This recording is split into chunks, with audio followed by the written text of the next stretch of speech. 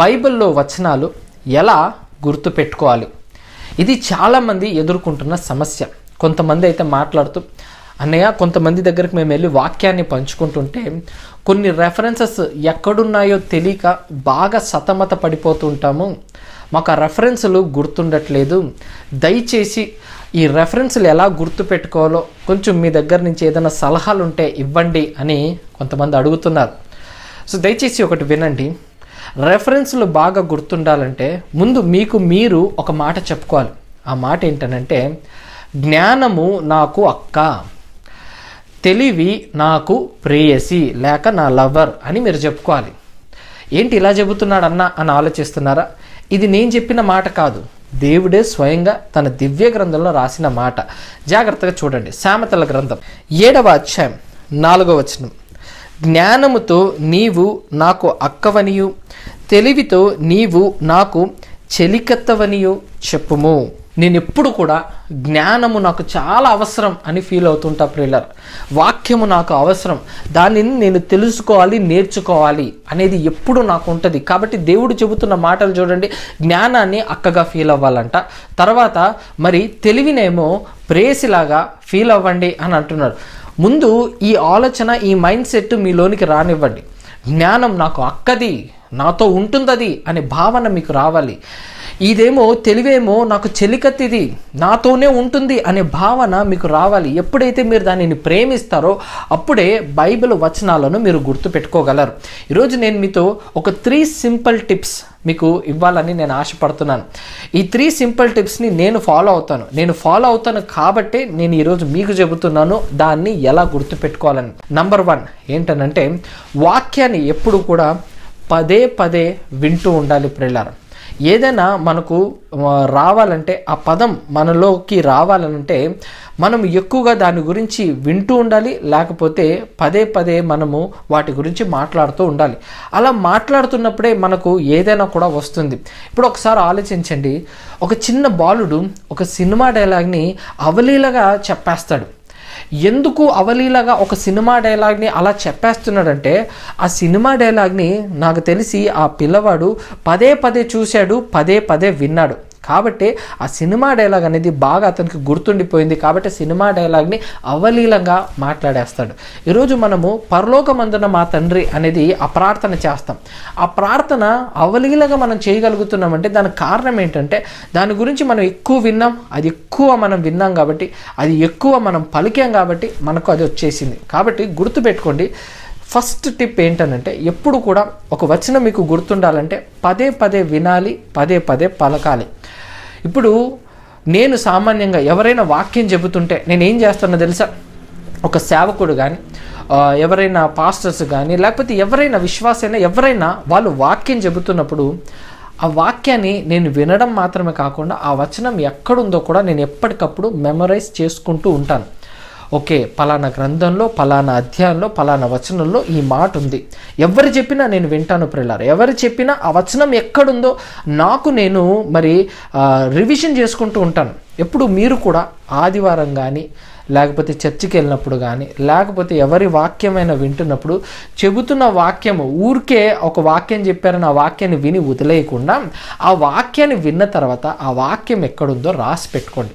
ఆ వాక్యము ఏ గ్రంథంలో, ఏ వచనంలో, ఏ అధ్యాయంలో ఉందో రాసి పెట్టుకోండి. ఇలా మీరు రాసి పెట్టుకొని విన్న వాక్యాన్ని ఏదైతే ఉంటుందో అది అయిన తర్వాత కొద్దిసేపటి తర్వాత మరలా దాన్ని రివిజన్ చేయడానికి ప్రయత్నించండి. మీరు మరలా రివిజన్ చేసినప్పుడు అది మీకు గుర్తు రాలేదనుకోండి, మీరు దాన్ని రాసి పెట్టుకొని ఉంటారు కదా, వెళ్ళి చూడగానే మీకు కనపడిపోతాయి. ఎస్, ఈ అధ్యాయంలో ఈ మాట ఉంది, ఈ రెఫరెన్స్ ఉందని ఈజీగా తెలిసిపోతుంది ప్రియులారా. సో మీరు ఆ విధంగా మీరు మరి బైబిల్ రెఫరెన్స్ని మీరు మెమరైజ్ చేయొచ్చు.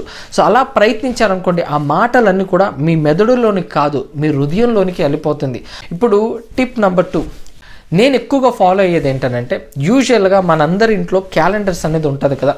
సో నేను క్యాలెండర్ వైపు ఎక్కువ చూస్తాను. ఎందుకో తెలుసా? ఏదో ఈరోజు నాకేదో ఆశీర్వాదం వచ్చిందనో, లేకపోతే దేవుడు ఏం చెప్పాడనో ఈ కోణంలో నేను చూడను, కానీ ఆ వాక్యాన్ని నేను చూస్తాను జాగ్రత్తగా. క్యాలెండర్లో చూసి, ఓకే ఈ మాట ఇక్కడ రాయబడింది కదా, పలానా అధ్యాయంలో పలానా వచనంలో ఈ మాట ఉంది, కాబట్టి ఇప్పుడు నేను ఏం చేస్తానంటే ఈ మాటల్ని దేవుడు మన హృదయంలో ఉంచుకోమన్నాడు కాబట్టి ఈ మాటల్ని నేను ఎప్పటికప్పుడు మెమరైజ్ చేస్తూ ఉంటాను.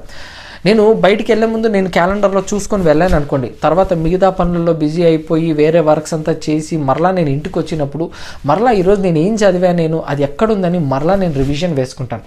రివిజన్ వేసుకున్నప్పుడు నాకు గుర్తు రాలేదనుకోండి, మరలా నేను ఆ క్యాలెండర్ దగ్గరికి వెళ్ళి ఎక్కడుంది ఈ వచనం అని నేను చూసుకున్నప్పుడు ఓకే ఈ వచనం పలానా అధ్యాయంలో పలానా విధంగా ఈ విధంగా రాయబడిందని ఈ వచనాన్ని నేను మెమరైజ్ చేసుకున్నప్పుడు మరలా వెళ్ళి చూసుకున్నప్పుడు నాకు ఏమవుతుందో తెలుసా, రివిజన్ జరుగుతుంది. అంటే ఇంకా స్ట్రాంగ్గా పలానా అధ్యాయంలో పలానా వచనంలో ఈ మాట ఉంది అనేది నాకు ఇంకా స్ట్రాంగ్గా నా హృదయంలోకి వెళ్ళిపోతుంది. అది వన్స్ అది నా హృదయంలోకి వెళ్ళిందని అనుకోండి, నేను బైబిల్ తీసేటప్పుడు ఆ మాటను కూడా నేను తీసేసుకొని చూసుకొని ఒక మార్కర్ తీసుకొని మార్క్ చేసేసుకుంటాను. ఓకే పలానా వచనం ఇక్కడ ఉందని. వన్స్ మనం మార్క్ చేసేసుకున్నాం అనుకోండి, ఎప్పుడైనా సరే బైబిల్ తీసినప్పుడు పలానా అధ్యాయం పలానా వచనం ఇక్కడ ఉంది అని సింపుల్గా ఈజీగా మనకు అర్థమైపోతుంది. సో కాబట్టి నేను ఈ టిప్పును కూడా బాగా ఫాలో అవుతాను. మీరు కూడా ప్రయత్నించి చూడండి, ఖచ్చితంగా రిజల్ట్ ఉంటుంది. రోజుకొకటి మీరు మెమరైజ్ చేస్తూ ఉంటారు. ఇంకా ఎక్కువ రెఫరెన్సులు ఇంకా ఎక్కువ మాటలు ఎక్కడున్నాయి ఏంటి అనే విషయాలు కూడా మీకు ఈజీగా అర్థమవుతూ ఉంటుంది. ఇప్పుడు టిప్ నెంబర్ 3, జాగ్రత్తగా వినండి. నేను చాలా వాట్సాప్ గ్రూప్లలో ఉన్నాను. ఈ వాట్సాప్ గ్రూప్లో వచ్చేటప్పుడు మరి చాలామంది ఆ డైలీ ప్రామిసెస్ అనేది ఫార్వర్డ్ చేస్తూ ఉంటారు. నేనేం ఫాలో అవుతానో అది మీకు చెబుతున్నాను చూడండి. ఆ డైలీ ప్రామిసెస్ అనేది చాలామందిది, ఫర్ ఎగ్జాంపుల్ జాన్ వెస్లీ గారిది కానివ్వండి, సతీష్ కుమార్ గారిది కానివ్వండి, పిజి స్టీఫెన్ పాల్ గారిది కానివ్వండి, మరి చాలామంది డైలీ ప్రామిసెస్ పెడుతున్నారు కదా. సో అవన్నీ కూడా మరి నాకు వాట్సాప్ గ్రూప్లో నేను ఉండడం వల్ల అవన్నీ కూడా నాకు వస్తూ ఉంటాయి. నాకు వస్తున్నప్పుడు నేను ఏం చేస్తానంటే, ఏదైతే మరి డైలీ ప్రామిసెస్ అని ఒక వచనాన్ని పెట్టి మరి వాటిని ఆ పోస్టర్ లాగా ఇమేజ్ లాగా చేస్తారో, నేను దాన్ని ఏం చేస్తానంటే, నాకు ఈ నంబర్ కాకుండా మరొక నంబర్ ఉంది. సో నేను ఏ ఇమేజెస్ అయితే వస్తాయో ఆ ఇమేజెస్ అన్నిటిని కూడా నేను ఇంకో వాట్సాప్ గ్రూప్ నాకు ఏదైతే ఉందో ఆ నంబర్కి నేను వీటన్నిటిని కూడా నేను ఫార్వర్డ్ చేసేసుకుంటాను. జస్ట్ రెఫరెన్స్లు మాత్రమే. ఆ డైలీ ప్రామిస్లో వాళ్ళు ఇచ్చే ఆ వచనాలు రెఫరెన్స్ ఏదైతే ఉంటుందో వాటన్నిటిని కూడా నేను వాటిలోనికి నేను ఇంకో నంబర్కి వాట్సాప్కి నేను పంపించేసుకుంటాను. సో అందులో నాకు ఇంకా ఏం చాట్స్ ఉండదు, ఏం మెసేజెస్ ఉండదు, ఏం టెక్స్ట్ ఉండదు. నేను వన్స్ వెళ్ళి నా వాట్సాప్లోకి వెళ్ళి నా ఇంకో నంబర్లోనికి నేను వెళ్ళాను అనుకోండి, ఆ వాట్సాప్ చాట్ అంతా కూడా ఏముంటుందని అంటే మొత్తం బైబిల్ ఇమేజెసే, మొత్తం రెఫరెన్స్లే ఉంటుంది. సో నేను ఏం చేస్తానంటే ముందు ఓపెన్ చేసి ఆ రెఫరెన్స్ చూస్తాను. చూసి ఓకే ఈ మాట ఇక్కడ ఉంది. ఒకవేళ నాకు అది ఆల్రెడీ తెలిసిన వచనమే అని అనుకోండి, ఇది ఎలాగో నాకు తెలుసు కాబట్టి నేను పెద్దగా పట్టించుకోను, ఎందుకంటే ఇది నాకు ఆల్రెడీ తెలుసు. నాకు తెలియని వచనం ఏదైనా నాకు కనపడితే ఆ వచనం నేను ఎక్కువగా మెమరైజ్ చేయలేదు, అది ఎక్కడుందో నాకు సరిగా తెలియదు అని నాకు అనిపించినప్పుడు అన్నీ పంపించేసుకుంటాను, వాటిని ఓపెన్ చేసుకుంటాను, చూసుకుంటాను, మెమరైజ్ చేసుకుంటాను, మళ్ళీ దాన్ని క్లోజ్ చేసేసుకుంటాను. మరలా నేను రివిజన్ చేసుకుంటాను, అది గుర్తుందా నాకు, అది ఎక్కడుంది, అది మర్చిపోయానా, నేను ఏ అధ్యాయంలో ఉందో మర్చిపోయానా, మరలా రివైండ్ చేసుకుంటాను. వన్స్ మరలా రివైండ్ చేసుకున్నప్పుడు అప్పటికి నాకు గుర్తు రాలేదనుకోండి, మరలా ఓపెన్ చేసి ఆ వాట్సాప్లోనికి వెళ్తాను. వెళ్ళగానే ఓకే పలానా చోట ఇది ఉంది అని మరలా నేను రివైండ్ చేసుకుని రివిజన్ చేసుకుంటాను. సో ఈ విధంగా నేను రివిజన్ చేసుకుంటాను కాబట్టే నేను ఎక్కువగా మరి వచనాలన్నిటిని కూడా ఏది ఎక్కడుందో నేను చాలా ఈజీగా ఆ రెఫరెన్స్ అన్నీ కూడా గుర్తుండిపోతున్నాయి. గుర్తుపెట్టుకోండి, దేవుడు బైబిల్లో ఒక మాట రాశాడు. ఏం రాశాడంటే అదే సామెతల గ్రంథం 7వ అధ్యాయం 2వ వచనంలో ఏమని ఉంటుందంటే, నా ఆజ్ఞలు నీవు మనసున నుంచుకొనిన ఎడల, నీ కనుపాప వలె నా ఉపదేశమును కాపాడిన ఎడల నీవు బ్రతుకుదవు, నీ వ్రేళ్లకు వాటిని కట్టుకొనుము, నీ హృదయమును పలక మీద వాటిని వ్రాసుకొనుము.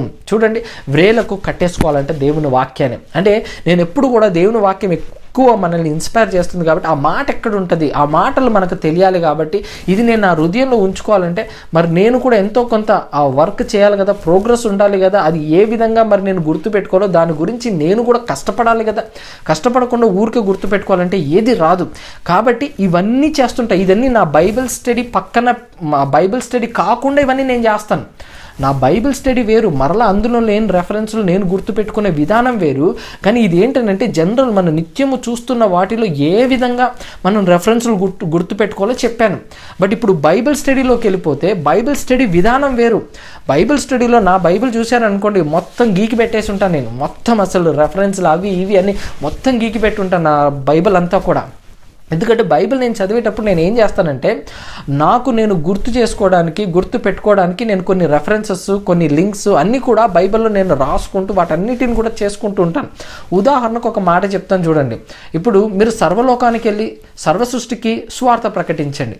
దీనికి నేను ఏం చేస్తానంటే ఒక గుర్తు పెట్టుకుంటాను. ఓకే, మత్తయి సువార్త మొదటి గ్రంథం, అది కొత్త నిబంధనలో మొదటి గ్రంథం. ఓకే, మత్తయి సువార్త చివరి అధ్యాయం, 28 అధ్యాయాలు ఉంటుంది, చివరి అధ్యాయం చివరి వచనాలు, ఇలా గుర్తుపెట్టుకుంటాను.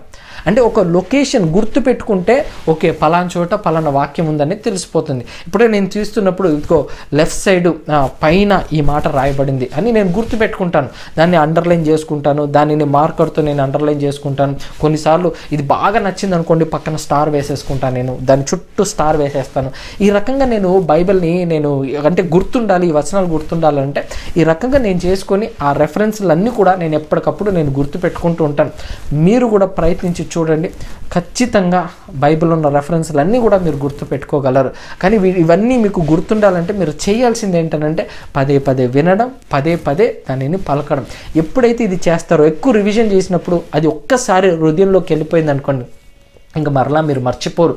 కాబట్టి ఎక్కువ రివిజన్ చేయండి, బైబిల్ రెఫరెన్స్లు అన్నీ కూడా మీరు ఈజీగా గుర్తుపెట్టుకోగలరు.